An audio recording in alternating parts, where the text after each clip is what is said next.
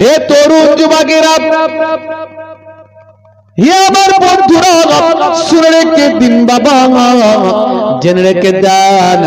হে মুসলমান, একটুখানি লক্ষ্য করুন বাবা, ভালো করে মনে রাখবেন, আমার আল্লাহ আপনাকে আমাকে খামোকা পৃথিবীর জমিনে পাঠাননি। এত সুন্দর করে সৃষ্টি করেছেন, আশরাফুল মাখলুকাত করেছেন। লাকাদ খালাকনাল ইনসানা ফি আহসানি তাকবীম। আমার আল্লাহ কোরআন মাজিদে জানিয়ে দিলেন, হে দুনিয়ার মানুষ শুনে রেখে দাও, আমি মানুষকে পৃথিবীর জমিনে সর্বাপেক্ষা সুন্দর করে সৃষ্টি করেছি। এই মানুষকে আমার আল্লাহ এত সুন্দর করলেন, শ্রেষ্ঠ করলেন, আশরাফুল মাখলুকাত করলেন, পৃথিবীর শ্রেষ্ঠ জীবে পরিণত করলেন। হে তরুণ যুবকেরা, আমার আল্লাহ বললেন, বান্দারে, আমি খামোকা পৃথিবীর জমিনে মানুষকে পাঠাইনি। মা খলাকতুল জিন্না ওয়াল ইনসা ইল্লা লিয়াবুদুন। আমি জিন জাতি এবং মনুষ্য জাতিকে কেবলমাত্র আমার ইবাদতের জন্য সৃষ্টি করেছি। হে তরুণ যুবকেরা, আপনিও খান, গরুও খায়, আপনিও খান, ভেড়াও খায়, আপনিও খান, ছাগলও খায়, আপনিও মারা যাবেন, ছাগলও মারা যায়, গরুও মারা যায়, আপনিও মারা যাবেন, ভেড়া, গরু, গাধাও, ছাগলও মারা যায়। আপনার শরীর আছে, তাদেরও শরীর আছে, আপনার শক্তি আছে, তাদেরও শক্তি আছে, কিন্তু একটা জিনিস আমার আপনার সঙ্গে গরু গাধার নাই, আমাদের আল্লাহ বুদ্ধি দিয়েছেন, তাদের আল্লাহ সেটা দেন নাই। তারা তাই বিবেক বুদ্ধি দিয়ে চিন্তা ভাবনা করে বুঝতে পারে না যে তাদের প্রভু কেন তাদের সৃষ্টি করেছেন, তারা সেটা জানে না। কিন্তু আমরা আমাদের বিবেক বুদ্ধি দিয়ে চিন্তা করে বুঝতে পারি যে আমাদের প্রভু আমাদের কেন সৃষ্টি করেছেন, পৃথিবীর শ্রেষ্ঠ জীবে পরিণত করেছেন। হে তরুণ যুবকেরা, হে আমার মুরব্বিয়ানেরা, একটা বাঘ ইচ্ছা করলে 10টা মানুষকে পুষতে পারে না, কিন্তু একটা মানুষ ইচ্ছা করলে 10টা বাঘকে পুষতে পারে। আগের যুগে সার্কাস হতো, এখন বন্ধ হয়ে গেছে। আগের যুগে একজন সার্কাসে 10টা হাতি নিয়ে খেলা দেখাতো, 10টা বাঘ নিয়ে খেলা দেখাতো। অর্থাৎ মানুষকে আল্লাহ সেই বুদ্ধি দিয়েছেন যে 10টা মানুষকে, 10টা বাঘকে কন্ট্রোল করতে পারে, হাতিকে কন্ট্রোল করতে পারে। আর সেই মানুষের মাথায় কি আল্লাহ এই বুদ্ধি দেননি যে পৃথিবী কুল কায়নাতকে যিনি সৃষ্টি করেছেন সেই স্রষ্টার ইবাদতটা বান্দাকে করতে হবে। হে তরুণ যুবকেরা, হে আমার বন্ধুরা, হে আমার মুরব্বিয়ানেরা, শুনে রেখে দিন বাবা, এর জন্য আমার আল্লাহ বলেছেন, কাইফা তাকফুরুন, তোমরা কেমন করে কুফরি করো বিল্লাহি, আল্লাহর সাথে, ওয়া কুনতুম আমওয়াতান, এই পৃথিবীতে আসার আগে তোমরা ছিলে মৃত, ফাআহিয়াকুম, আমি তোমাদের জীবন দিয়েছি। এই পৃথিবীতে আসার আগে আমরা কি ছিলাম আমরা জানি না, কিন্তু আল্লাহ বলে দিচ্ছেন, কোরআন বলছে তোমরা ছিলে মৃত, এবার তোমাদের আমি জীবন দিয়েছি, অর্থাৎ আমরা এখন বেঁচে আছি। সুম্মা ইউমিতুকুম, আবার তোমাদের মওত দেওয়া হবে, অর্থাৎ এই পৃথিবী থেকে আমরা সারা জীবন বাঁচবো না, মারা যাব। জোরে বলেন, মারা যাব। আমার আল্লাহ বললেন, বান্দারে, তোমাদেরকে মারা যেতে হবে। সুম্মা ইলাইহি তুরজাউন, তোমাদেরকে আমি আল্লাহ আমার কাছে ফিরতে হবে।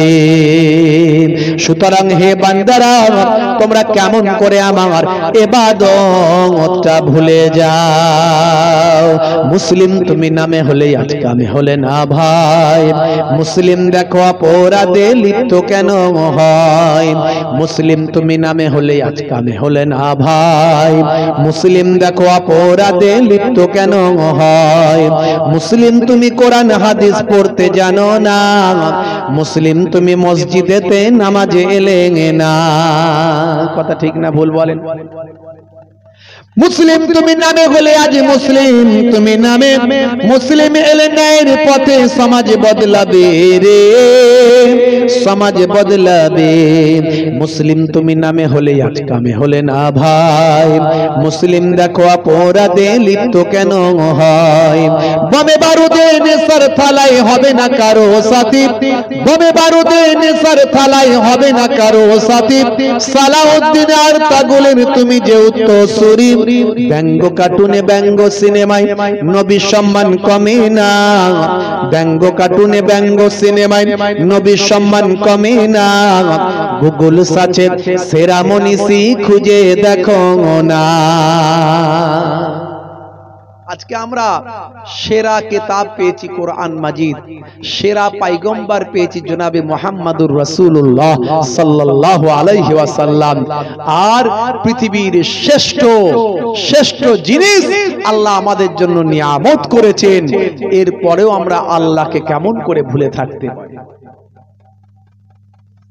হে তরুণ যুবকেরা আল্লাহ যে আছেন এটাকে আপনি বিশ্বাস করেন যদি বলেন আল্লাহকে তো দেখতে পাইনি কেমন করে বিশ্বাস করব আপনার মনে হতে পারে আপনি বিজ্ঞান মনস্ক মানুষ আপনি মডার্ন এডুকেশন নিয়ে থাকেন আপনার মনে হতে পারে আল্লাহকে তো দেখতে পাইনি আল্লাহকে কেমন করে বিশ্বাস করব হে তরুণ যুবকেরা হে আমার মুরব্বিয়ানেরা এক নাম্বার আল্লাহকে আপনি বিশ্বাস করতে গেলেন আল্লাহর নিদর্শন দেখে বিশ্বাস করুন কারণ মনে রাখবেন ভাই আমার দোস্ত আমার বাস্তবতা বলে বিজ্ঞান বলে সায়েন্স বলে কর্তা ছাড়া কোনো ক্রিয়া হয় না কর্তা ছাড়া কোনো ক্রিয়া হয় না অটোমেটিক এই মাইকটা তৈরি হয়ে যায়নি অটোমেটিক এই প্যান্ডেলটা তৈরি হয়ে যায়নি সবের একটা কর্তা আছে তাহলে আপনার কি মনে হয় না চাঁদ আকাশে উঠছে উদিত হচ্ছে সূর্য আকাশে উদিত হচ্ছে আকাশ সপ্ত আকাশ বিনা খুঁটিতে বিনা স্তম্ভে দাঁড়িয়ে আছে এই মাটিতে ভাই আমার কোনো বীজ ফেললে সেখান থেকে গাছ হচ্ছে সেখান থেকে ফল হচ্ছে আমার আল্লাহ বাতাস দিচ্ছেন অটোমেটিক আপনি অনুভব করছেন বাতাস কিন্তু দেখতে পাননি বাতাস অনুভব করে যায় হে তরুণ যুবকেরা আপনি সূর্যের লাইট কিন্তু আপনি ভাই আমার ধরতে পারছেন না কিন্তু অনুভব করা যাচ্ছে সূর্যের আলো পাচ্ছেন আপনি হে তরুণ যুবকেরা আমার আল্লাহকে দেখতে পাওয়া যায় না কিন্তু অনুভব করা যায় যেমন বাতাসকে দেখতে পাওয়া যায় না বাতাসকে ধরা যায় না অনুভব করা যায় যেমন সূর্যের আলোকে ধরা যায় না অনুভব করা যায় দেখা যায় মনে রাখবেন নিদর্শন দেখা যায় আমার আল্লাহকে দেখা যায় না আল্লাহর নিদর্শন সূর্য চাঁদ আকাশ পৃথিবীর জমিন গাছপালা তরুলতা হাজারো হাজারো এই সব কিছু দেখে কর্তা ছাড়া যেমন ক্রিয়া হয় না তেমন আমার আল্লাহ ছাড়া এই সব কিছু কখনো সৃষ্টি হতো না বন্ধুরা আমার তরুণ যুবকেরা আমার যদি বলে হুজুর এ তো না হলে বুঝলাম এসব প্রকৃতির দান মানুষ আল্লাহকে অস্বীকার করার জন্য প্রকৃতির দানের উপর চালিয়ে দেয় প্রকৃতিটা কে বানালো আমি সেটাকেও না হলে বাদের খাতায় রাখলাম ঠিক আছে আপনার কথা মেনে নিলাম কিন্তু পৃথিবীর বুকে আচ্ছা বলুন তো দেখি 1450 বছর আগে যে কিতাবটা এসেছে এই কিতাবটার রাইটারের নাম আছে কি আপনি বলবেন নাই পৃথিবীর বুকে এমন কোন কিতাব আছে যার রাইটার নাই বলবে হ্যাঁ প্রত্যেকটা কিতাবেরই রাইটার আছে কিন্তু এক্সেপ্ট কোরআন মাজিদ অনলি ওয়ান বুক যেটা হলো কোরআন মাজিদ যার কোনো রাইটার নাই এ তরুণ যুবকেরা হে আমার মুরব্বিয়ানেরা অনলি ওয়ান বুক কোরআন মাজিদ আচ্ছা বলুন তো দেখি পৃথিবীর বুকে এমন কোন কিতাব আছে যে কিতাবটা পুরো কিতাবটা মুখস্থ করা আর প্রথা আছে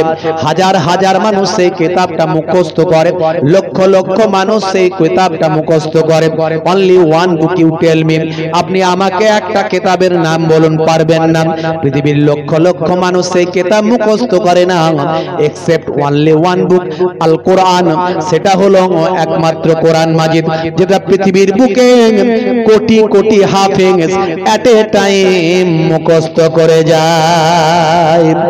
যদি আগুন লেগে ধ্বংস হয়ে যায়, ধ্বংস হয়ে যায় পৃথিবীর সব বইয়ের দোকান, তবু বিশ্ব থেকে হারাবে না পবিত্র কোরআন। জোরে হবে না? আরো জোরে হবে না? করবে কেমন করে কোরআন ধ্বংস আগুনের তেজ, করবে কেমন করে কোরআন ধ্বংস আগুনের তেজ। আছে বিশ্বে ভরা অগণিত কোরআনে হাফেজ, তারা ছাপি আসমানি গ্রন্থ, তারা ছাপি আসমানি গ্রন্থ, বাঁচাবে ইসলামের সম্মান, তবু বিশ্ব থেকে হারাবে না পবিত্র কোরআন।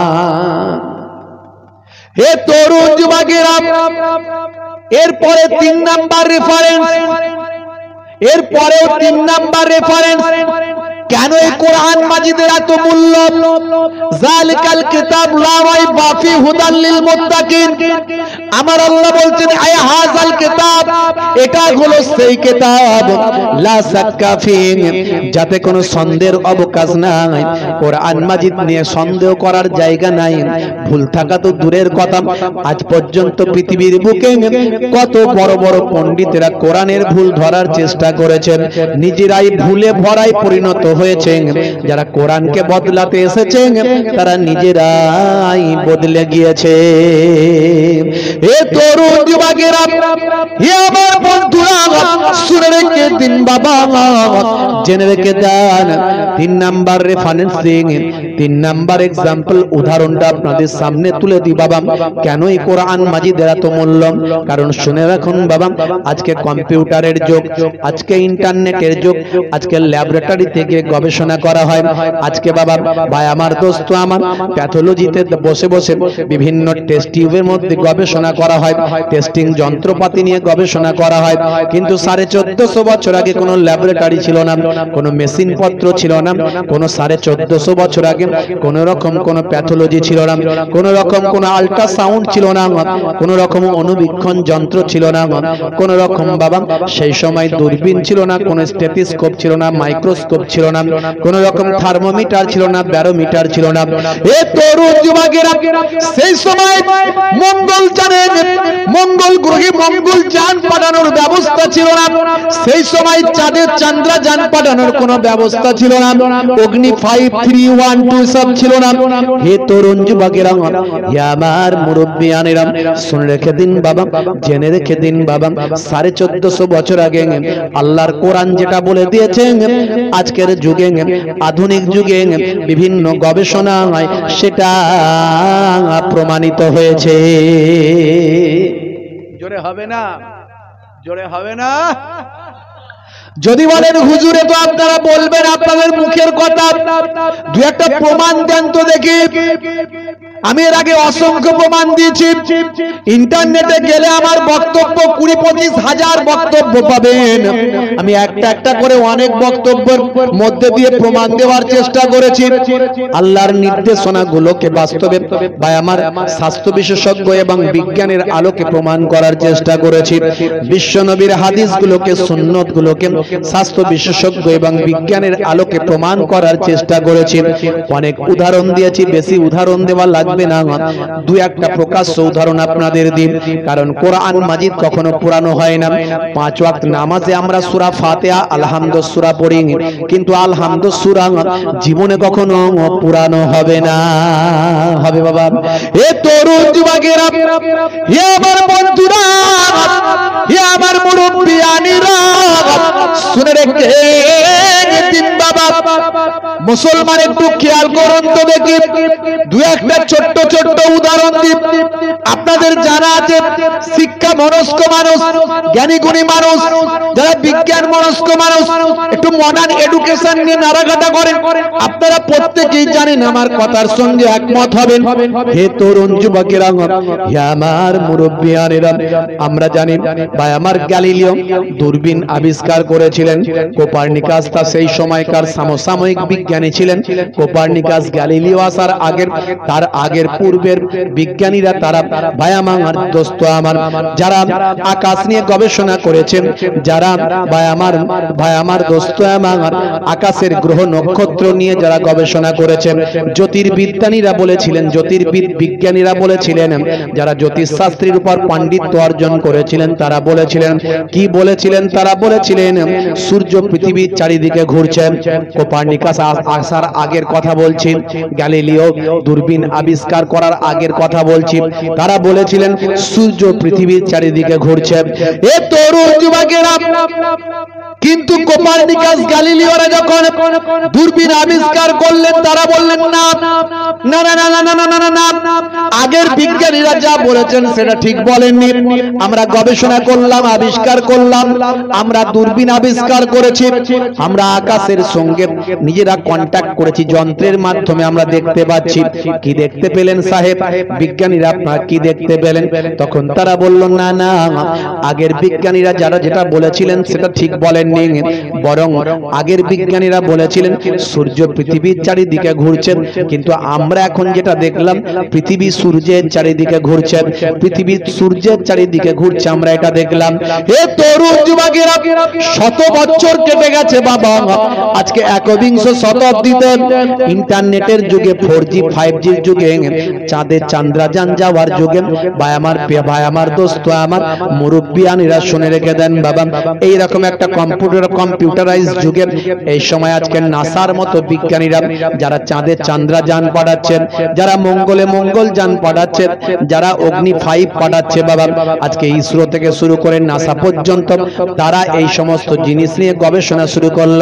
গবেষণা করে তারা বলল না না, আগের বিজ্ঞানীরা যে যা বক্তব্য দিয়েছেন ঠিক দেননি, বরং আজকে আমরা যেটা গবেষণা করে দেখছি, কেউ কারো চারিদিকে ঘোরে না, না সূর্য চাঁদের দিকে ঘুরছেন, না চাঁদ সূর্যের দিকে ঘুরছে, বরং চাঁদও ঘুরছে, সূর্য ঘুরছে, সমস্ত সবকিছুই যে যার নিজের নিজের কক্ষপথে ঘুরে বেড়ায়। এ তরুণ যুবকেরা, এটা আজকের যুগে বিজ্ঞানীরা যখন বলছেন, বিজ্ঞানীরা আবিষ্কার যত বাড়ছে, আল্লাহর কোরআন কত মিলে যাচ্ছে, ভালো করে জিজ্ঞাসা করুন। এই হাফেজ সাহেব, আলেম, মাওলানা যারা আছেন, জিজ্ঞাসা করবেন, এই যে আজকের যুগে বিজ্ঞানীরা যেটা বলল 1450 বছর আগে আল্লাহর কোরআন সেটা বলে দিল।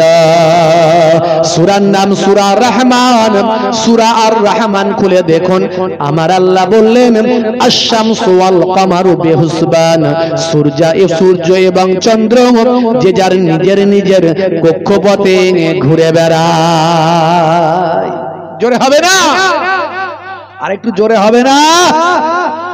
বন্ধুরা আমার, তরুণ যুবকেরা আমার, মুরব্বিয়ানেরা আমার, আপনি বলুন তো 1450 বছর আগে কোন প্যাথোলজি ছিল, কোন মাইক্রোস্কোপ ছিল, কোন দূরবীন যন্ত্র ছিল? তাহলে কি করে হলো? এর পরেও কি আপনার মনে হয় না যে আমার আল্লাহ কোরআন মাজিদ অবতীর্ণ করেছেন, কোরআন সত্য মানে আমার নবী সত্য, আমার নবী সত্য মানে আল্লাহ আছেন, আল্লাহ সত্য। জোরে বলুন সুবহানাল্লাহ। যদি বলেন হুজুর আরো দু একটা উদাহরণ দিন তো দেখি, আমি অনেক উদাহরণ দিয়েছি, কটা বলবো? হে তরুণ যুবকেরা, কোরআন মাজিদে আমার আল্লাহ বললেন ইন্নাল্লাহা হারামা আলাল আরদি আন তাকুলা আজসাদাল আম্বিয়া, এটা হাদিস পাক, বিশ্বনবীর সম্পর্কে হাদিসটা বলা হয়েছে। এটাও হারাম করা হয়েছে মাটিকে, আর এখানে হারাম করা হলো রক্ত। ইন্নাল্লাহা হারামা আন তাকুলা আজসাদাল আম্বিয়া, ভাইরা আমার তরুণ যুবকেরা, এখানে নবীদের জিসিমকে খাওয়া মাটির জন্য হারাম করা হয়েছে। আমি সে প্রসঙ্গে পরে আসছি। হে তরুণ যুবক, যুবকেরা, কোরআন মাজিদে আমার আল্লাহ তিনটে জিনিসকে খাওয়া হারাম, তিনটে জিনিস মানুষের জন্য খাওয়া হারাম করলেন। পদ্দামা, একটা হলো ভাই আমার প্রবাহিত রক্ত, আর একটা হলো ওয়াল হামাল খিনজির, শুকরের গোশত। ভাইরা আমার, তরুণ যুবকেরা আমার, মুরব্বিয়ানেরা আমার, ইন্নাল্লাহা হারামা আলাল ইন্নাল্লাহা হারামা, ভাই আমার নিশ্চয় আমার আল্লাহ হারাম করে দিলেন। এ জওয়ান যুবকেরা, এ আমার মুরব্বিয়ানেরা, তিনটে জিনিস আমার আল্লাহ হারাম করলেন। তার মধ্যে একটা হলো প্রবাহিত রক্ত, একটা হলো চতুষ্পদ জন্তু খাওয়া আমার আল্লাহ মানুষের জন্য হারাম করলেন, আর একটা হলেন ওয়াল হামাল খিনজির, শুকরের গোশত খাওয়া আমার আল্লাহ হারাম করলেন। প্রথমটা যদি ধরেন, চতুষ্পদ জন্তু, মরা চতুষ্পদ জন্তু খাওয়া, মৃত চতুষ্পদ জন্তু খাওয়া, মৃত পশু খাওয়া আল্লাহ মানুষের জন্য হারাম করলেন। স্বাস্থ্য বিশেষজ্ঞরা বলছেন, মৃত পশু বা আমার চতুষ্পদ জন্তু যখন মারা যায়, তার সারা শরীরটা, সারা শরীরের মধ্যে ব্লাড জমে যায়, ব্লাডটা বেরোতে পারে না, ব্লাডটা জমে যায়, আর ব্লাডের মধ্যে থাকে জীবাণু।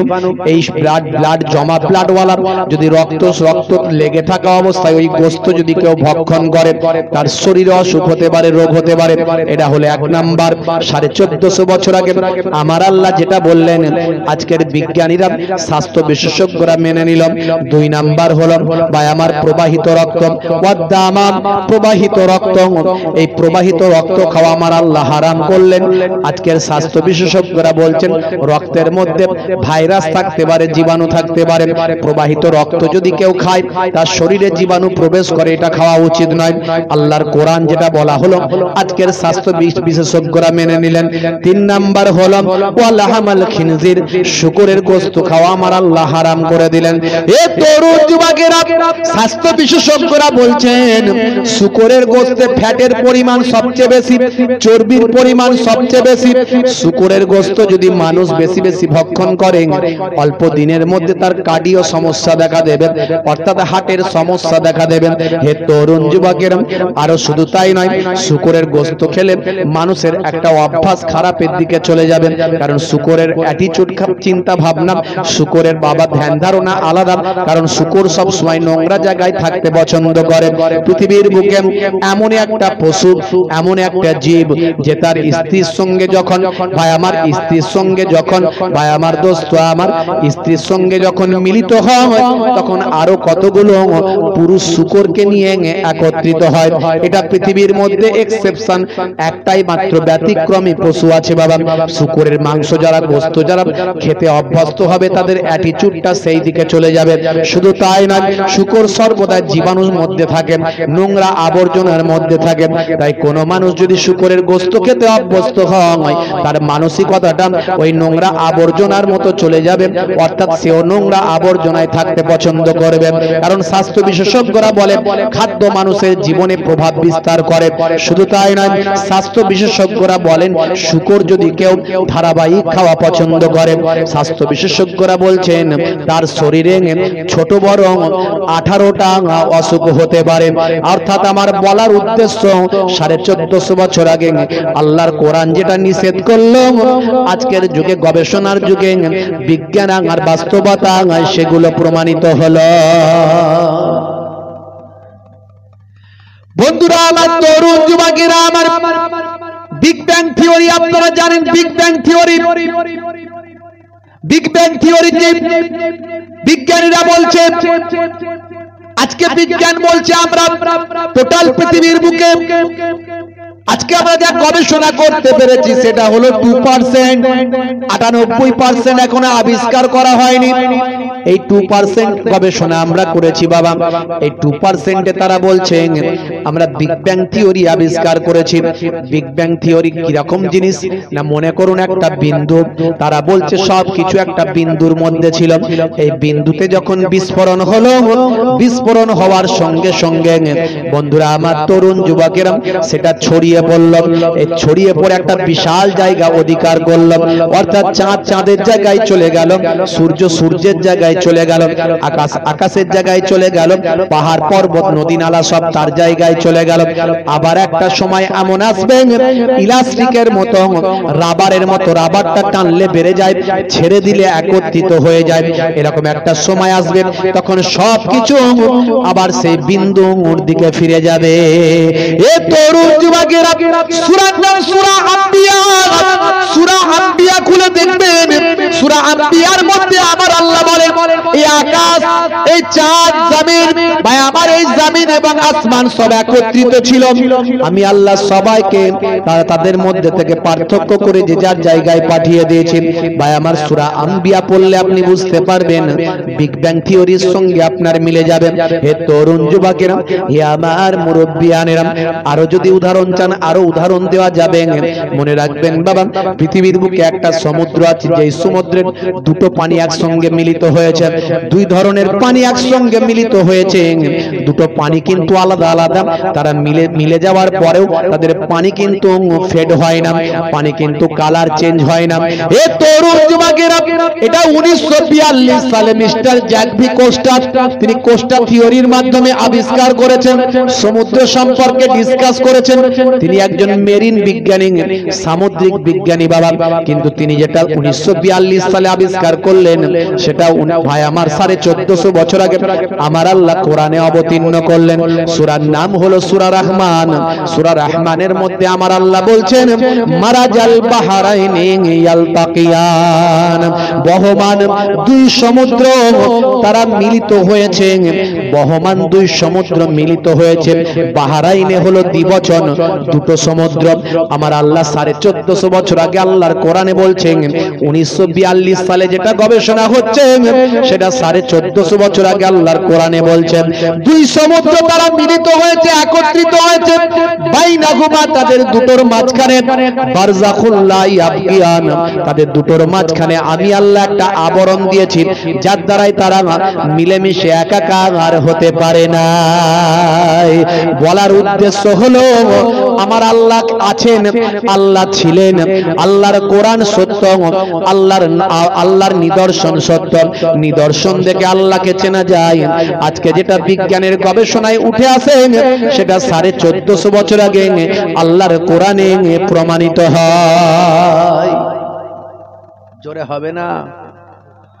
আমি এই কটা উদাহরণ দিলাম, খালি ভূমিকাটা একটু আপনাদের মাঝখানে ঠিক করে নিলাম, যাদের মনে হতে পারে আল্লাহকে তো দেখিনি, বিশ্বাস কেমন করে করব।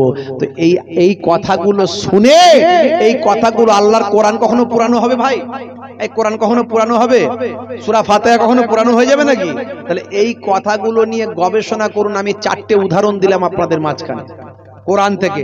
এই 4টে উদাহরণ শুনে আপনি কি বুঝলেন? এরকম অসংখ্য, যত বিজ্ঞানের গবেষণা বাড়বে তত আল্লাহর কোরআন সত্য প্রমাণিত হবে। আর আল্লাহর কোরআন সত্য মানে আল্লাহ আছেন, ছিলেন এবং থাকবেন।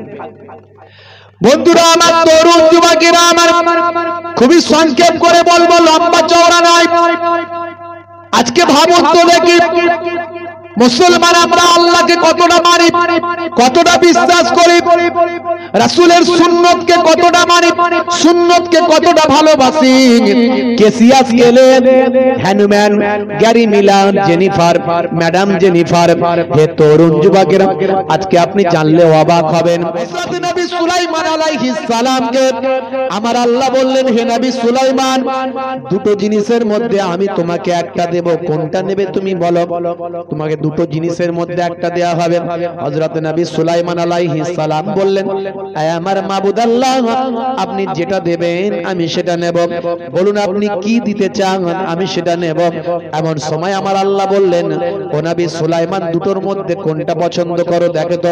এমন সময় আমার আল্লাহর পক্ষ থেকে বলা হলো, ও নবী সুলাইমান, শুনে রেখে দাও, আমি তোমাকে রাজ্য দেব, আমি তোমাকে বাদশাহী দেব, অথবা অথবা তোমাকে আমি আল্লাহ ইলম দেব। বলো তুমি এই দুটোর মধ্যে কোনটা নেবে? এমন সময় হযরত নবী সুলাইমান আলাইহিস সালাম চিন্তা করলেন, যদি আমি রাজ্য নিই, লোকে আমাকে রাজা মশাই বলবে, বাদশা বলবে, আমার কথায় উঠবে আর বসবে। আর যদি আমি বিদ্যা না জানি, ইলম না জানি, তাহলে আমার আল্লাহকে আমি চিনতে পারবো না। জোরে হবে না? জোরে হবে না? তোমার বুকে রাখো আল্লাহরই ভয়, আসবে না কোনো দিন কোনো পরাজয়, আসবে না কোনো দিন কোনো পরাজয়। হারাম হালাল জেনে সরল সত্য মেনে নিষিদ্ধ সব ছেড়ে উঠুক জীবন বেড়ে যাবে তুমি জান্নাতে, যা ছিল স্বপ্ন তোমার। তোমার বুকে রাখো আল্লাহরই ভয়, আসবে না কোনো দিন কোনো পরাজয়, আসবে না কোনো দিন কোনো পরাজয়। জোরে হবে না, জোরে হবে না। বন্ধুরা আমার, তরুণ যুবকেরা আমার, হযরত নবী সুলাইমান আলাইহিস সালামের কথা শুনে আমার আল্লাহ রাজি হয়ে গেলেন, খুশি হয়ে গেলেন। সেই সময় বলেছিলেন, ও নবী সুলাইমান, যাও, তোমার আনসারে আমি আল্লাহ খুশি হলাম। তোমাকে আমি দুটো জিনিসই দান করে দিলাম, তোমাকে আমি রাজ্যও দিলাম, তোমাকে আমি বিদ্যাও দিলাম, এমন রাজ্য দিলাম, এমন বাদশাহী দিলাম, তুমি একটা তাখতের উপর তোমার সৈন্যদের নিয়ে বসবেন, তোমার সৈন্য সামন্ত সকলকে নিয়ে বসবেন। বসে তুমি বাতাসকে বলবে, হে বাতাস উড়িয়ে নিয়ে চলো। আমি আল্লাহর হুকুমে তোমার কথা শুনে বাতাস তোমার হাজার হাজার সৈন্যদের নিয়ে এক জায়গা থেকে অন্য জায়গায় উড়ে যাবে। আর তোমার আমি এমন এলেম দিলাম, এমন বিদ্যা দিলাম, তোমাকে আমি আল্লাহ এমন জ্ঞান দিলাম, এমন তোমাকে এলেম দিলাম, তুমি সব ভাষা বুঝতে পারবে, পশু পাখিদের ভাষা বুঝতে পারবে, সমস্ত জিন জিন্নাত মানুষের ভাষা বুঝতে পারবে, এমনকি ছোট্ট প্রাণী, ছোট্ট জীব, পিপিলিকার ভাষা পর্যন্ত আমি আল্লাহ তোমাকে বোঝার ক্ষমতা দিলাম। এ তরুণ যুবকেরা, কোরআন মাজিদে একটা সূরা আছে, সূরাটার নাম হলো সূরা নামাল। আপনারা অনেকেই পড়েছেন সূরা নামাল। নামাল, নামাল কথার অর্থ হলো পিপিলিকা। এই সূরাতে আমার আল্লাহ, ভাই আমার, দোস্ত আমার, পিপিলিকার সরদার কি বলছেন, হযরতে সুলাইমান নবীকে আল্লাহ বুঝিয়ে দিয়েছেন। সুলাইমান নবী তার তাখতে 12,000 সৈন্য নিয়ে যখন উড়ে আসছেন, এমন সময় পিপিলিকার সরদার তার সৈন্য, তার সঙ্গী সাথীদের বলছে, ইয়া আইয়ুহান নাম উদখুলু মাসাকিনাকুম লা ইয়াহতিমান্নাকুম সুলাইমান ওয়া জুনুদুহুম। হে দুনিয়ার মানুষ, শুনে রেখে দেন, সুলাইমান নবী যখন উড়ে উড়ে যাচ্ছেন, এমন সময় পিপিলিকার সরদার তার সৈন্যদের বলছেন, হে আমার সৈন্যরা, তাড়াতাড়ি তোমাদের পাশায় প্রবেশ করো, সুলাইমান নবী এবং তার সৈন্যরা এখনই অবতরণ করছেন। এ তরুণ যুবকেরা, এই আওয়াজটা আমার আল্লাহ শুনিয়ে দিলেন সুলাইমান নবীকে। কোরআন মাজিদে আমাদের নবীকে আল্লাহ জানিয়ে দিয়েছেন, অর্থাৎ পিপিলিকার ভাষাও সুলাইমান নবী বুঝতে পারতেন। ছোট্টবেলা থেকে সুলাইমান নবীকে আল্লাহ এত মেধা দিয়েছেন, জ্ঞান দিয়েছেন। বন্ধুরা আমার, তরুণ যুবকেরা শুনে রেখে দেন, জেনে রেখে দেন, একদিন একটা বুড়িমা মন খারাপ করে রাস্তা দিয়ে যাচ্ছে। সুলাইমান নবী বাচ্চা বয়স, ছোট বয়স। সুলাইমান নবীর আব্বা জান দাউদ নবী, তিনিও পয়গম্বর। প্রত্যেকটা নবীদেরকে আল্লাহ একটা দুটো তিনটে মুজিজা, মিরাকেল, অলৌকিক শক্তি, বুঝতে পারছেন। দাউদ নবী পৃথিবীর প্রথম, ভাই আমার, দোস্ত আমার, হাদ্দাদ, হাদ্দাদ বলা হতো, পৃথিবীর প্রথম হাদ্দাদ, যিনি আপনার লোহায় হাত দিলে লোহা অটোমেটিক নরম হয়ে যেত। বন্ধুরা আমার, তরুণ যুবকেরা আমার, হুজুরের গলার এলহান এত মধুর আল্লাহ দিয়েছিলেন, যখন তেলাওয়াত করতেন দরিয়ার, ভাই আমার, মাছগুলো পর্যন্ত তেলাওয়াত শোনার জন্য, জাব্বুর শরীফ শোনার জন্য চলে আসতো। দাউদ নবীকে আল্লাহ এত ক্ষমতা দিয়েছিলেন, এত বড় একটা, ভাই আমার, এত বড় সম্মানের পয়গম্বরী দিয়েছিলেন, সম্মানের ক্ষমতা দিয়েছিলেন। তো সুলাইমান নবীর আব্বা জান, তিনিও বাদশা, তিনিও বাদশা, আর তার ছেলে সুলাইমান নবী তো বিশাল বড় বাদশা, সবচেয়ে বড় বাদশাহী তিনি পেয়েছিলেন। বন্ধুরা আমার, তরুণ যুবকেরা, সুলাইমান নবী বাচ্চা বয়স, ছোট বয়স, এমন সময় দেখতে পাওয়া যাচ্ছে বন্ধুরা আমার, বুড়ি মা কাঁদতে কাঁদতে যায়। বুড়ি মাকে জিজ্ঞাসা করেন, মা কাঁদো কেন? বুড়ি মা সেই সময় বলেছিলেন, বাবা ছেলে কি বলবো বাবা সুলাইমান, আমার মাথায় ছিল আটা, আমার বাড়িতে মেহমান এসেছিল, আমি মেহমানকে খাবার কিছু না পেয়ে আমি আমার নিজের ভাগের দুটো রুটি খাইয়েছিলাম।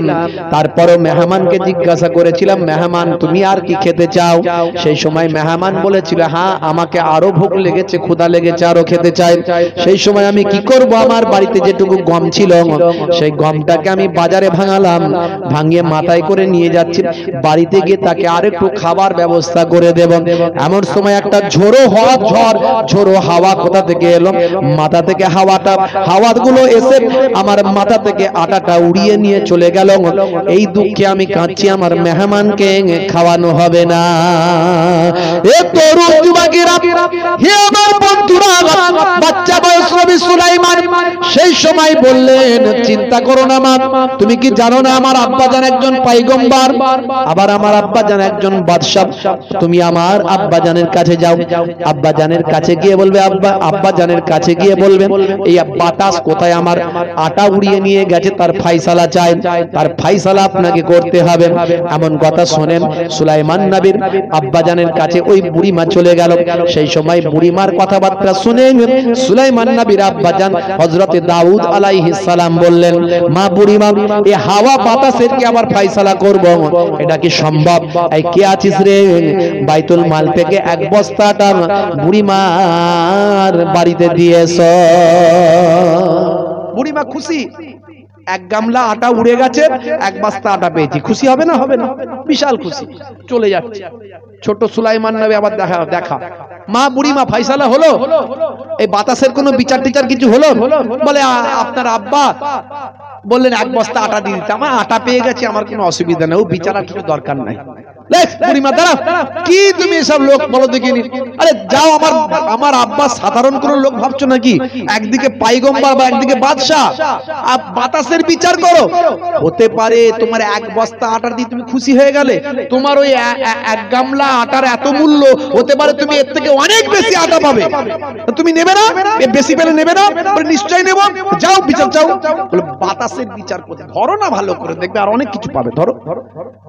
এমন সময় গিয়ে সুলাইমান নবীর আব্বার কাছে, দাউদ নবীর কাছে গিয়ে বুড়িমা বলছে, হুজুর এই আটা আমার লাগবে না, এই এক বস্তা আমি আটা নেবো না, আমার বাতাসের বিচার করতে হবে, কেন আমার মাথার আটা উড়িয়ে নিয়ে গেল, এই বিচার আপনি করেন, আপনি তো পয়গম্বর, আপনি তো বাদশাহ, বিচার করেন। বলে কে বুদ্ধি দিল? এই বুদ্ধিটা দিয়েছে কে? বলে একটা ছোট মোটো বাচ্চার নাম সুলাইমান। ও বুঝেছি, সুলাইমান বলেছে, তাকে ডাকো তো আমার কাছে। ডাকা হলো, সুলাইমান নবী গেলেন।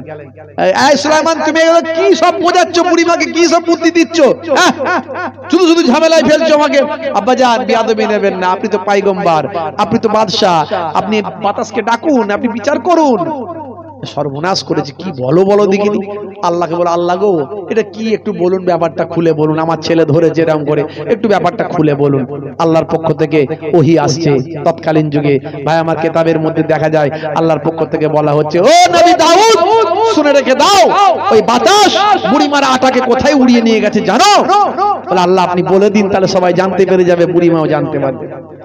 হে তরুণ যুবকেরা, হে আমার বন্ধুরা, শুনে রেখে দিন বাবা, জেনে রেখে দেন। এমন সময় দেখতে পাওয়া যায়, সেই সময় আল্লাহর পক্ষ থেকে জানিয়ে দেওয়া হলো, ও নবী দাউদ শুনে রেখে দাও, দরিয়ার উপর দিয়ে একটা বড় বোট আসছিল, জাহাজ আসছিল, সেই জাহাজের তলাটা একটু ফুটো হয়ে গেছে, ছিদ্র হয়ে গিয়ে পানি ঢুকতে লাগলো। ওই জাহাজে কয়েকশো আল্লাহর ইমানদার বান্দা ব্যবসা করে ফিরে আসছিল। তারা ইমানদার আমার দরবারে আরজু করলো, আল্লাহ গো আজকে যদি তুমি আমাদের জান মাল বাঁচিয়ে দাও, আজকে যদি আমরা বেঁচে বাড়ি ফিরতে পারি, আজকে যদি আমাদের ডোবা থেকে, সমুদ্রের মৃত্যু থেকে আমাদের বাঁচিয়ে দাও, তাহলে আমাদের এই সমুদ্রের যা সম্পদ আছে আমাদের জাহাজে, সবটাই নবী দাউদের দরবারে গিয়ে আমরা দান করে দেব। এ তরুণ যুবকেরা, হে আমার বন্ধুরা, হযরত নবী দাউদ আলাইহিস সালাম জানতে পারলেন যখন নবী সুলাইমান আলাইহিস সালাম বাচ্চা বয়স, সেই সময় বলে আব্বা জান, তাহলে তো মিটে গেল ঝামেলা। তাহলে যে ওই যে কয়েকশো মানুষ যারা এত সম্পদ জাহাজে করে নিয়ে আসছে, সব তো আপনার দরবারে নিয়ে এসে হাজির করে দেবেন। আচ্ছা বলুন তো, যার আটার কারণে আজকে জাহাজটাকে আল্লাহ বাঁচিয়ে দিলেন, সে কি মাত্র এক বস্তা আটা নিয়ে বাড়ি যাবে? বলে না না, দাঁড়াও দাঁড়াও দাঁড়াও, যত সম্পদ আসবে তার একটা বড় অংশ ওই বুড়ি মাকে দান করে দেব। নবী সুলাইমান আলাইহিস সালাম বললেন, বুড়ি মা দেখলে তো বিচার হলো, তুমি এক বস্তায় খুশি হয়েছিলেন, আমার আল্লাহ তোমার তাকদিরে অনেক সম্পদ লিখে রেখেছেন। এ তরুণ যুবকেরা, হে আমার বন্ধুরা, সেই সুলাইমান নবীকে আল্লাহ একটা আংটি দিয়েছিলেন। এই আংটিটা দুনিয়ার আংটি নয়, এই আংটিটা হলো জান্নাতের আংটি। কিসের আংটি? জান্নাত থেকে আসা আংটি। এই জান্নাত থেকে আসা কয়েকটা জিনিস দুনিয়াতে এখনো আছে, আছে জানেন? একটা জিনিস আপনারা সব সময় দেখতে পাবেন, সেটা কি বলেন তো? জান্নাতের জিনিস। কি সেটা? যেটা বলেন, খেজুর জান্নাত থেকে কি এসেছিল? আপনারা জানেন না খেজুর কেউ নিয়ে এসেছিল? মহাসাব আছেন তো সব জানেন না খেজুর কেউ নিয়ে এসেছিল? আমার জানা নাই। এই সর্বনাশ করেছে। আপনি কোথায় পেলেন ভাই?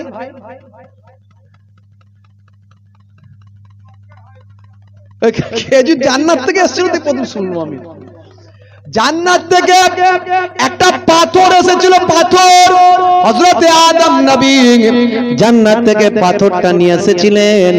এই পাথরটার নাম কি বাবা? আজকে বলে হাজারে আসওয়াদ, আগে ছিল ওটা হাজারে আবিয়াজ, সাদা পাথর, যেটা কাবা ঘরের দেওয়ালে লাগানো আছে। দেখবেন আল্লাহ আমাকে নিয়ে গিয়েছিলেন, মাস দুয়েক আগে আমি ঘুরে এসেছি। প্রথমবারে আল্লাহ যখন নিয়ে গিয়েছিলেন, হাত দিতে পেরেছিলাম, চান্স পেয়েছিলাম হাত দেওয়ার, মুখ দেওয়ার চান্স পাইনি শত চেষ্টা করে। আল্লাহ এবারে হয়তো কবুল করেছেন, মুখ দেওয়ার চান্স পেয়েছি। খুব কম আমাদের ভারত বাংলাদেশ পাকিস্তানের হাজি সাহেবরা মুখ দেওয়ার চান্স খুব কম পান, কারণ বুড়ো বয়সে যায় তো। আমরা ইয়ং বয়সীকে চান্স পাচ্ছি না, রুগা পাতলা শরীর, তাদের সব চেহারা এই 6 ফুট 7 ফুট করে লম্বা, ইন্দোনেশিয়া, মালয়েশিয়া, সাউথ আফ্রিকার লোক, খালি এই মনে হয় পৌঁছে গেল, একটা গুঁতা এরম করে দিবে, ছিটকে পড়ে গেল। বুঝতে পারছেন? চান্স পাওয়া খুব কঠিন। তো ওই পাথর সাদা ছিল। কেতাবের মধ্যে অনেক রকম কথা এসেছে। কখনো বলা হয়েছে জালেমরা কাবা ঘর পুড়িয়ে দিয়েছিল, পুড়িয়ে দেওয়ার পরে পাথরটা কালো হয়েছে। কখনো বা বলেছিল একজন পাপী মহিলা ওই পাথরে হাত দিয়েছিল, তার জন্য পাথরটা কালো হয়ে গেছিল। কখনো আবার বলা হয়েছে, আরব মুফাসসিরিনরা বলেছেন যে ভাই আমার, মানুষের গোনা টানতে টানতে জান্নাতি পাথরটা কালো হয়ে গেছে। জোরে বলুন সুবহানাল্লাহ। ভাইরা আমার, আর একটা হলো তাবুতে সাকিনা, একটা সিন্ধুক আছে, যে সিন্ধুক আজকে খুঁজে বেড়াচ্ছে ইসরায়েলিরা। এই ইহুদিরা সিন্ধুকটা খুঁজছে।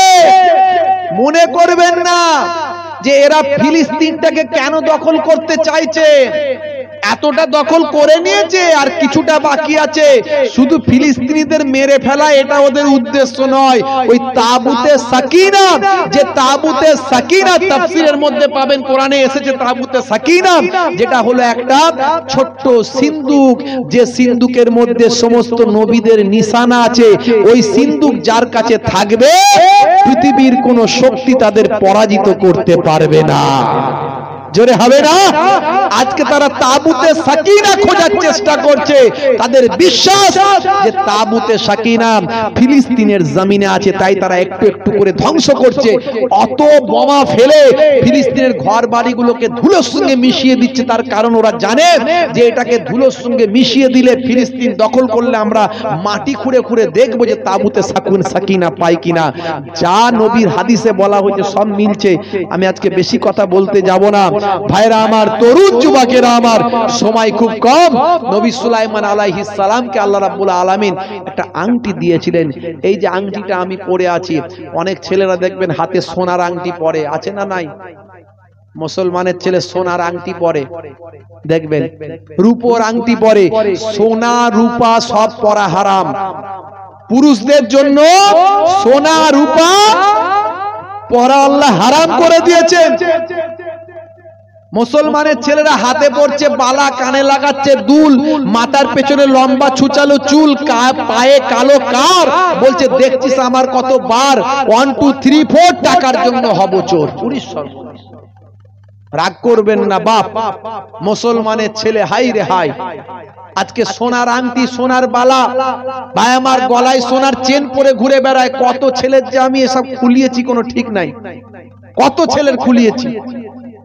বন্ধুরা আমার, সোনা পরা আল্লাহ হারাম করেছেন, রাসূলের হাদিস থেকে প্রমাণ পাওয়া যায়, হাদিসের অধ্যায় আছে। বন্ধুরা আমার, তরুণ যুবকেরা আমার, আজকে সোনা রূপায় যে আমার হাতে রূপা যেটা আছে দেখছেন, এটা 4 আনা। 4 আনা পারমিশন দেয়া হয়েছে, 4 আনা, 4 আনার বেশি নাই।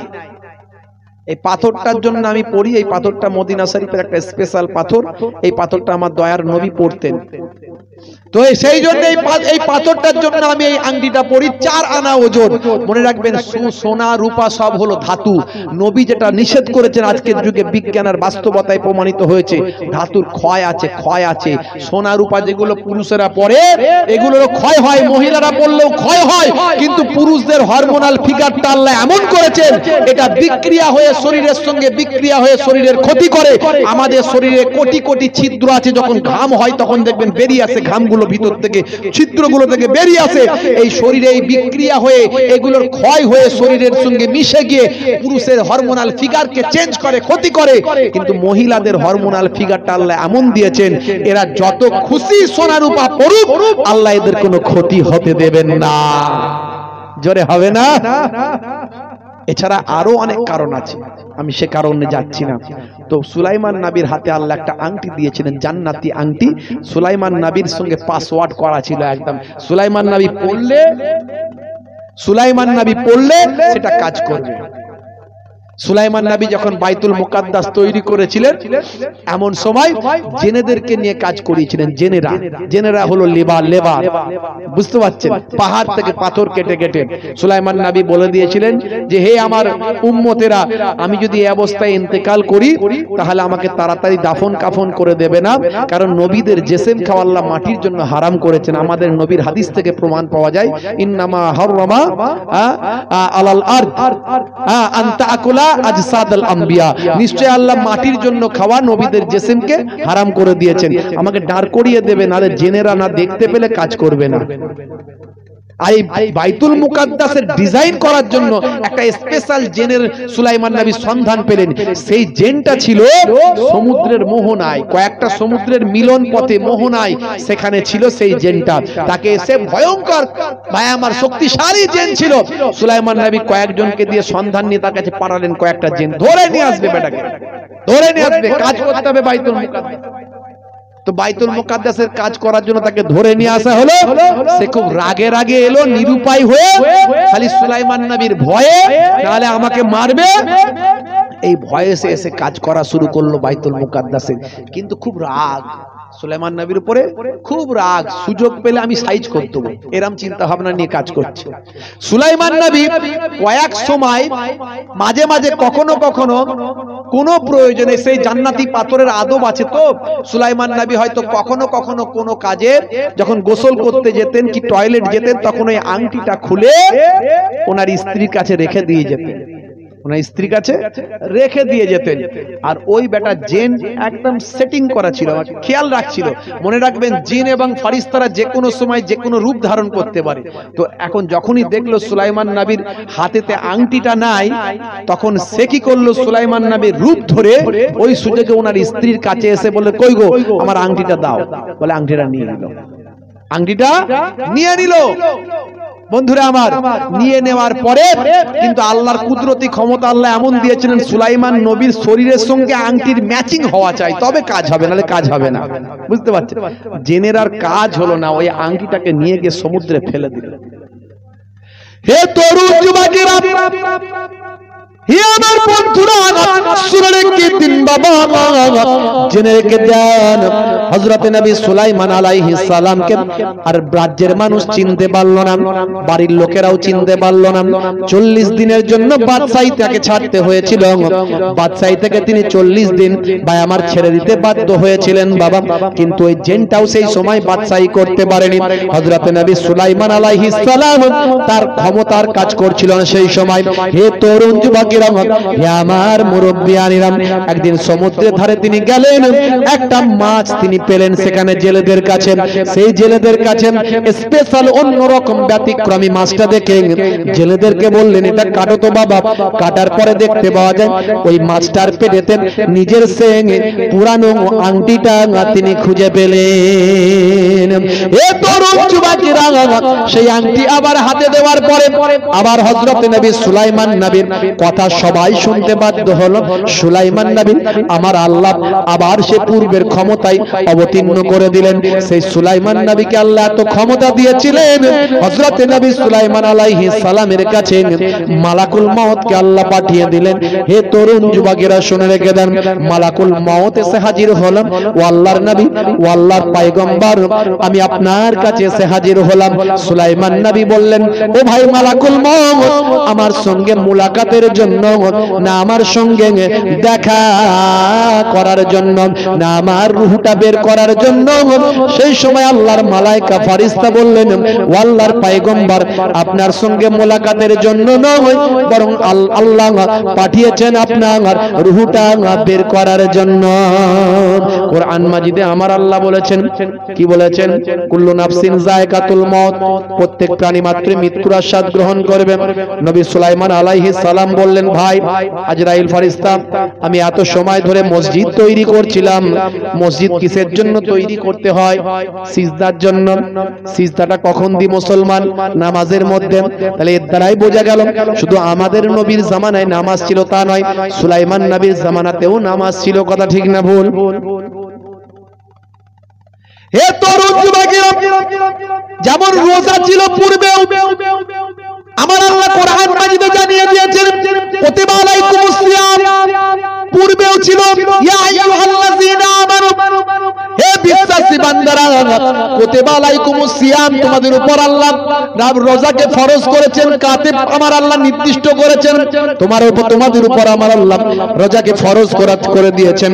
কামা কুতিবা আলাল্লাযীনা মিন ক্বাবলিকুম লাআল্লাকুম তাত্তাকুন, যেমন তাদের তোমাদের পূর্ববর্তীদের উপর রোজাকে ফরজ করেছিলেন, তেমন রোজাও আগের নবীদের জামানায় ফরজ ছিল। নামাজও আগের জামানায়, আগের নবীদের জামানায় নামাজও ফরজ ছিল। মুসা কালিমুল্লাহর জামানাতে 2 ওয়াক্তের নামাজ ছিল। নবী সুলাইমান আলাইহিস সালামের জামানাতেও নামাজ ফরজ ছিল, কিন্তু আমাদের নবীর জামানাতে নামাজটা ধারাবাহিক সিস্টেমেটিক 5 ওয়াক্ত নামাজটা দেওয়া হয়েছিল। হে তরুণ যুবকেরা, হে আমার মুরব্বিয়ানিরা, তাহলে নবীরা মসজিদ তৈরি করেছেন নামাজ পড়ার জন্য। তাই নামাজকে বলবেন না কাজ আছে, বরং কাজকে বলবেন নামাজ আছে। এই জন্য আমি এখানে কলমে লিখেছি, নামাজের ওয়াক্তটা হবে যখনই মসজিদে চলে যাও তুমি তখনই। নামাজের ওয়াক্তটা হবে যখনই মসজিদে চলে যাও তুমি তখনই। ছাড়ো এবার, ছাড়ো ছাড়ো এবার, ছাড়ো এবার, ছাড়ো এই কাজ তোমার। ছাড়ো এবার, ছাড়ো ছাড়ো এবার, ছাড়ো এবার, ছাড়ো এই কাজ তোমার। নামাজের ওয়াক্তটা হবে যখনই মসজিদে চলে যাও তুমি তখনই। তোমার বাঁচা আর তোমার মরা লেখেন মোর প্রভু আমারি। নামাজের ওয়াক্তটা হবে যখনই মসজিদে চলে যাও তুমি তখনই। বলুন না ইনশাআল্লাহ, বলুন ইনশাআল্লাহ। ফজরের সময় ঘুমিয়ে থাকি, জোহরে কি দেব কাজে ফাঁকি। রাখো এসব, রাখো রাখো এসব, রাখো এসব, রাখো কথা তোমারি।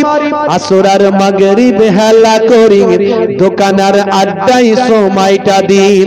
মরলে তোমাকে যেতে হবে মাটির নিচে ঘর তোমারি। নামাজের ওয়াক্তটা হবে যখনই মসজিদে চলে যাও তুমি তখনই। এশার সময় ঘুমিয়ে পড়ি, শরীরটা ক্লান্ত মেলিয়ে দিন। না না এসব বলো না, এসব বলো না, এসব বলো না বান্দা তুমি। রুটি রুজি দিচ্ছে যিনি, জীবন মরণের মালিক তিনি। রুটি রুজি দেওয়ার মালিককে কে? তাহলে আমরা সে আল্লাহকে যদি ভুলে যাই, তাই লিখেছি রুটি রুজি দিচ্ছে যিনি, জীবন মরণের মালিক তিনি। তোমায় আমায় জীবন দিয়ে ভালো রেখেছেন প্রভু আমারই। নামাজের ওয়াক্ত হবে যখনই, মসজিদে চলে যাও তুমি তখনই। বলুন না ইনশাআল্লাহ, বলুন ইনশাআল্লাহ। আজ থেকে প্রতিজ্ঞা করুন নামাজ ছাড়বেন না। সুলাইমান নবী সেই মসজিদ তৈরি করেছিলেন নামাজের জন্য। তারপরে মালাকুল মউত যখন বলল যে আপনার সঙ্গে মোলাকাতের জন্য নয়, আপনার রূহটা বের করার জন্য, সুলাইমান নবী বলেন ভাই অনেক সময় ধরে আল্লাহর ঘর তৈরি করাচ্ছি, একটু পানির পিপাসা লেগেছে, পানি পান করার সময় দাও। সুলাইমান নবীকে সেই সময় মালাকুল মউত আজরাইল ফেরেশতা বলেছিলেন ইয়া নবী আল্লাহ, ইয়া আল্লাহর পয়গম্বর, আপনি আল্লাহর একজন জলিল ও কদর একজন পয়গম্বর, এত সম্মানীয় পয়গম্বর, কিন্তু আপনাকে আমার পক্ষ থেকে সময় দেওয়ার ক্ষমতা আমার নাই। আমার আল্লাহ যখন বলেছেন রূহ কবজ করতে তখনই করতে হবে। আল্লাহ কোরআনে যেমন বলেছেন ইজা জা আজালহুম লা ইস্তাখিরুনা সাআতাও ওয়া লা ইস্তাকদিমুন, মৃত্যুর যে সময় নির্ধারণ করা হয়েছে সেই সময়ের এদিক ওদিক করা হবে না, এক্সেপ্ট আমাদের পয়গম্বর জনাবে মুহাম্মদুর রাসূলুল্লাহ সাল্লাল্লাহু আলাইহি সাল্লাম, আমাদের নবীর জন্য শুধু ব্যতিক্রম। এছাড়া পৃথিবীর কারোর জন্য সময় চেঞ্জ করা হয়নি। সুলাইমান নবীকে সময় দেয়া হলো না। মালাকুল মউত বললেন ইয়া নবী আল্লাহ, হে আল্লাহর পয়গম্বর, আমার আল্লাহ চাইলে আপনাকে আল্লাহ জান্নাতে শরবত পান করাবেন, কিন্তু দুনিয়ার পানি আর আপনার জন্য নসিবে রাখেননি। চলুন এখন আল্লাহর দরবারে আপনাকে যেতে হবে। বন্ধুরা আমার, এই কথার দ্বারা কি বোঝাতে চাইলাম? আমি বোঝাতে চাইলাম এটাই যে আজকে নামাজ পড়ি না, বুড়ো হলে পড়বো, আজকে হজ করি না, বুড়ো হলে করব, আজকে যাকাত দিই না, পরে করব, আজকে একটু অন্যায় করে নিচ্ছি পরে নেকির কাজ করব। কখন মওত আসবে কেউ বলতে পারবো না। আজ থেকে প্রতিজ্ঞা করুন, আজ এই পাক মাহফিল থেকে প্রতিজ্ঞা করুন, সন্ধ্যা থেকে ওয়াজ শুনছেন, নামাজ ছেড়ে দেবেন না। আর এই নামাজ আপনি ছাড়বেন না। আল্লাহর কোরআন বলছেন ইন্না সলাতা তানহা আনিল ফাহশাই ওয়াল মুনকার, নিশ্চয় নামাজ তোমাকে অশ্লীলতা অন্যায় থেকে দূরে সরিয়ে দেবে। আপনি যদি নামাজি হন, আর সুন্নতগুলোর মধ্যে একটা সুন্নত সবচেয়ে আগে বলবো, বড় সুন্নত যেটা সেটা বেশি বেশি পালন করুন, বাকি সুন্নতগুলো করুন, সেটা হলো মুখের দাড়ি। আজকে নায়ক গায়ক খেলোয়াড় player Virat Kohli, Harbhajan Singh, Lionel Messi, আজকে বড় বড় ভাই আমার নায়ক গায়করা মুখে দাড়ি রেখেছে তাদের ফ্যাশন মনে করে। আপনি ছোট হোক আর বড় হোক নবীর সুন্নত মনে করে রাখুন। এই নামাজ আর দাড়ি যদি আপনার মধ্যে থাকে 90% অপরাধ আপনার কাছ থেকে সরে চলে যাবে, আপনি আল্লাহর নেক বান্দা হয়ে যাবেন। কবরে যখন যাবেন মুনকার নাকির ফেরেশতা এসে বলবে মান রব্বুকা, দেখতে পাবে মুখে দাড়ির দেখা, হতে পারে এই দাড়িটাই হবে নাজাতের জারিয়া। জোরে হবে না ভাইরা আমার? আখেরি জামানা ওলি আউলিয়াদের দেখানো পথে চলুন। মুজাদ্দিদুল জামান পীর আবু বকর সিদ্দিক রাহমাতুল্লাহ আলাইহি যে পথ দেখিয়ে দিয়ে গেছেন সেই পথে চলুন। বসিরার আল্লামা হুজুর যে পথ দেখিয়ে দিয়ে গেছেন সেই পথে চলুন। পীরনগরী হুজুর দাদাজান হুজুর যে পথ দেখিয়ে দিয়ে গেছেন আল্লাহর ওলিরা সেই পথ চলুন। আখেরি জামানা অনেক রকমের দল মত মাযহাব সিলসিলা বেরোচ্ছে বাবাজি, কত রকমের ফতোয়াবাজি করছে। ফতোয়া শুনলে আপনি চমকে যাবেন। ওইসব ফতোয়া আমি দু একটা বলেছি, আপনারা ইন্টারনেটে শুনবেন, আর ওইসব ফতোয়ার কথা বলছি না বাবজি আমার। তাই ওলি আউলিয়াদের দেখানো পথে চলুন, ওলি আউলিয়ারা যেভাবে চলেছেন সেই পথে চলুন। আল্লাহ আমাদের সিরাতুল মুস্তাকিম পথের প্রতীক বানিয়ে দেন, জোরে বলুন আল্লাহুম্মা আমিন। যাই হোক, আমরা এখনো সবাই ঠিকমতো হেদায়েত হতে পারছি না কেন? আজকে আল্লাহ রাব্বুল আলামিন যেটুকু আমাকে বলাবেন যেন আমি বেশি বেশি আমল করতে পারি, আর আপনারাও যেন আমল করতে পারেন। বলুন ইনশাআল্লাহ। ওমা তাওফিকি ইল্লা বিল্লাহ। আল্লাহ রাব্বুল আলামিন আমাকে এমন দুটো কথা বলিয়ে নিন। আমি এর আগেও বলেছি, সারা রাত আলোচনা শোনার দরকার নাই, সারা রাত আলোচনা শোনার দরকার নাই। আগে জলসা কম হতো, সারা রাত লোকে শুনতো। অনেক বড় বড় আলেমরা আসতেন, 5 জন বক্তা ওয়াজ করলে 5 জনের 5 রকম বক্তার 5 ধরনের জ্ঞান মানুষ পেত। এখন তো ঘন ঘন জলসা, একটা গ্রামে 4টে জলসা হচ্ছে, কত রকমের জলসা। জলসা এখন ফ্যাশন, কথা ঠিক না ভুল? করে কেলো হ্যাঁ ও পাড়ায় জলসা দিয়ে দিল, তোরা দিবি না?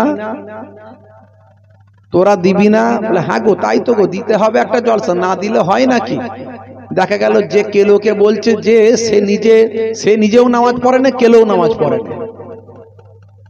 কেলেও পেচ্ছাপ করে পানি নেয় না, সে নিজেও পেচ্ছাপ করে পানি না, কিন্তু জলসাটা দিতে হবে না, লোকের কাছে পেস্টিং নষ্ট হয়ে যাবে।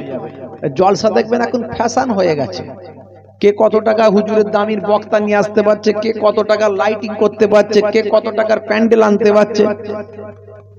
বুঝতে পারছেন? রাগ করবেন না বাপ।